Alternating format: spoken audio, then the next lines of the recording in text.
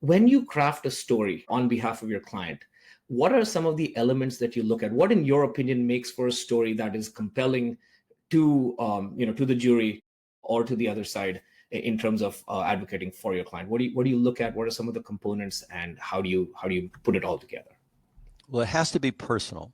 So if you're asking someone to care about something, you better make it personal. And so if you're representing a company or a city or a governmental entity, you better find a personal story in the people that are the key actors in your case and talk about them, not some large body that a jury can't relate to, because so often the people on the other side are hurt and there's very strong emotions there. And so you have to try to find something that is personal that they can connect with.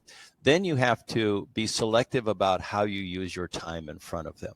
It has to be attention grabbing and memorable. And so I always try to promise my jurors, I won't take a lot of your time, but when I'm up, please listen, and I'll get to the point, and I'll tell you now why that's important, and I'll tell you at the end why it was important that you listen. So storytelling is really about creating imagination and then reinforcing it with images, with things that are memorable, because you're so much trying to empower a few people that are strangers to you with knowledge about your side of the story, so that when they're back in the deliberation room and you're not there talking to them, they remember a few things you said in a way that when someone comes up with an idea and says, well, I think we should decide this way, someone that you've empowered says, no, don't you remember this expert or this piece of testimony?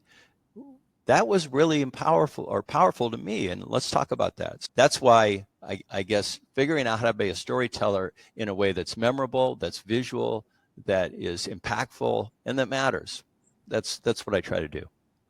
That's amazing. We'll come back to that, to some of the aids and how you put together the story in terms of the technology you use in a little bit. But I wanted to sort of stay on the on sort of the courtroom or in the trial environment that you've been in for so many years. Are there one or two examples of matters that you handled that not only had an emotional impact on you, like the ones that you shared, but also fundamentally maybe shifted or changed how you approach your practice? I had another case where I was defending a law enforcement officer, and it was in a new police agency. That this was the first lawsuit against that police agency after it had been created. And this officer he worked deep undercover. He's one of those guys that he could walk into the courtroom one day, he'd have a 3-day growth beard, even though he grew it in 12 hours. And the next day he would shave it into a mustache, and he would look completely different every time you saw him. And that helped him in his undercover work. And this particular case involved him doing work undercover. And when we closed out the case and got a verdict in favor of him and the department, and actually got a monetary verdict against the plaintiff that sued them, he told me something that I'm glad I didn't know beforehand. He said, if we would have lost this case, I was going to quit police work. And wow, I didn't know that. I'm glad I didn't know that during the course of the case, but it really brought home for me how important it is that that we do right by our clients and how deeply it impacts them. Not all of them. Some of them, this is business as usual and it's money and it doesn't really matter. But some of them, it's life-changing. And so that's inspirational. That is a powerful story. And again, it really comes down, it sounds, Bob, like it comes down to people. It's all about the people and the stories they have and the stories that you can tell about them to the jury, which is incredible.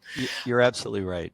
It is all about the people and the relationships that you build with them, and how you create trust for them, and how you draw from them what is important about the situation, so that you can convey that story. You want them to be part of it, because they're ultimately the ones, they're the actors. I'm the cast director, not even the cast director. I guess I'm the director and the producer, and I try to shape the narrative, but the narrative has to come from the individuals. And so part of the challenge in this business is to take people that aren't professional witnesses and make them compelling.